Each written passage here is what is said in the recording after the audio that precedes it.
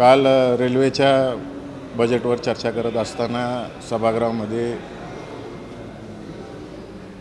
Railway मंत्र्यांना हीच मागणी केली की अर्थमंत्र्यांनी मोठी तरतूद केली, परंतु सर्वसामान्य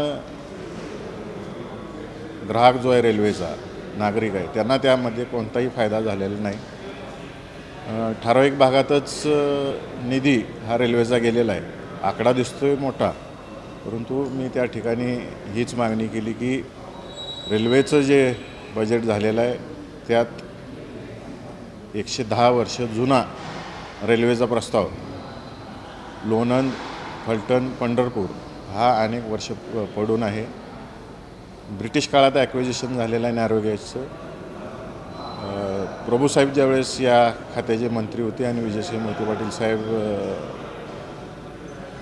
खासदार होते, त्यांनी या प्रस्तावाची मागणी केली होती आणि प्रभूसाहेबांनी त्याला आर्थिक तरतूदसुद्धा शेवटच्या रेल्वे बजेटमध्ये केली होती आणि कराडला त्याचं भूमिपूजनाचा कार्यक्रमही झाला होता। अपेक्षित होतं या बजेटमध्ये त्याला काहीतरी तरतूद होईल, परंतु कसलीच तरतूद या ठिकाणी झाली नाही। दुसरी प्रामुख्याने मागणी होती ती प्रभूसाहेबांनीच त्यावेळेस विजयसिंह मोहिते पाटील साहेबांच्या मागणीवरून जेऊर चौंडी आष्टी हा रेल्वे मार्ग प्रस्तावित केला होता। 1000 कोटीची तरतूद केली होती, परंतु शासनाने त्यालासुद्धा काही दिलेलं नाही। तर मी काल रेल्वे बजेटमध्ये हीच मागणी केली की हा जर मार्ग झाला तर महाराष्ट्रातल्या जनतेला चौंडी त्याच पद्धतीनं इंदोर म्हणजे राजमाता अहिल्यादेवी यांच्या जन्मगावापासून कर्मभूमीपर्यंत लोकांना जाता येईल, इंदोरपर्यंत जाता येईल, या रेल्वेची प्रामुख्याने मागणी केली। आणि इंदोर मध्य प्रदेशमधले अनेक भाविक पंढरपूरला दर्शनाला येतात, हा एक नवीन मार्ग निर्माण होऊ शकतो आणि मध्ये शिर्डीसारखं देवस्थान आहे, अशी अनेक देवस्थानं या माध्यमातून जोडली जाऊ शकतात। ही मागणी मी रेल्वे मंत्र्यांना केली, कारण का हे यापूर्वी मंजूर आहे, परंतु याला जर पैसे दिले तर काम त्वरित होईल।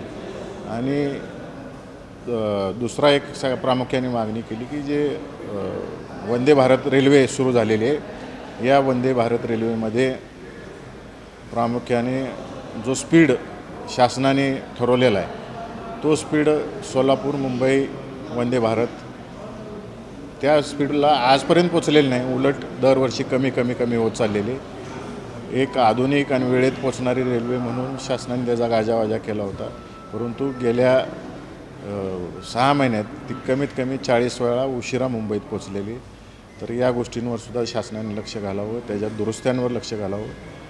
भारतामध्ये अनेक रेल्वेचे अपघात होत आहेत, गेल्या 3 महिन्यात 8 अपघात झाले, त्याच्यातसुद्धा रेल्वे मंत्र्यांनी ताबडतोब पावलं उचलावीत सुरक्षेच्या दृष्टिकोनातून।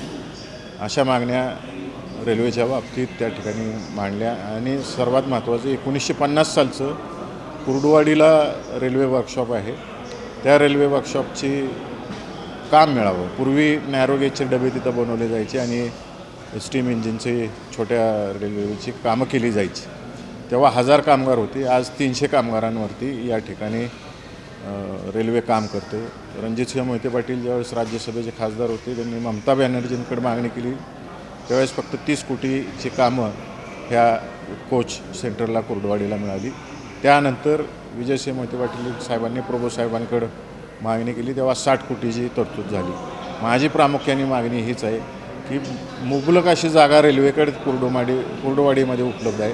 पूर्वी छोटे डबे बनवले जात होते, त्या ठिकाणी जर एक्सपान्शन केलं, जागा उपलब्ध आहे आणि रेल्वेचे जे कोचेस जर निर्माण करण्याचं काम कुर्डुवाडी वर्कशॉपला दिलं तर नक्कीच जो 1000 कामगार 1950 साली होते ते आता डायरेक्ट 300वर आलेलं आहे, ते बंद पडण्याच्या स्थितीत आहे। तर ते न होता एक कायमस्वरूपी काम मिळावं अशी एक मागणी केलेली। आणि एका अधिकाऱ्याच्या गलतान कारभारामुळं रेल्वे पोलीस फोर्सचं ट्रेनिंग सेंटर होतं, केवळ त्याच्या हट्टापायी ते सेंटर नाशिकला गेलं आणि या सगळ्या गोष्टीचा कुर्डुवाडीच्या अर्थव्यवस्थेवर परिणाम झाला आहे।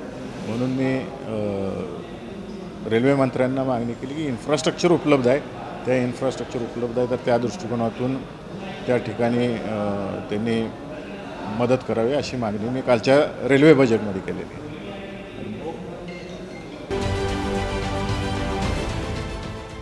देश विदेशातील प्रत्येक घडामोडींचे लाईव्ह अपडेट मिळवण्यासाठी आता साम टीव्हीच्या सर्व सोशल मीडिया प्लॅटफॉर्मला लाईक, फॉलो आणि सबस्क्राईब करा. तसंच सर्व नोटिफिकेशनसाठी बेल आयकॉन प्रेस करायला विसरू नका.